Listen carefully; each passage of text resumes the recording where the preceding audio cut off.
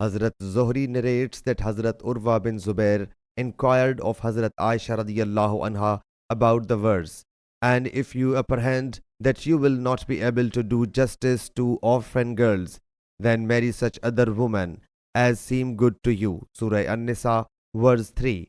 She whereupon said, it is about that orphan girl who is under the care of a guardian. He then feels inclination to her for her charm and property, but wishes to marry her for an amount of dower less than that is according to the norms. So he has been prohibited from marrying them, provided one must do justice with them in paying them dower. Then the people asked the verdict of Allah's Apostle sallallahu alaihi wasallam. So Allah Jalla Jalaluhu revealed this verse, and they ask you your verdict concerning women.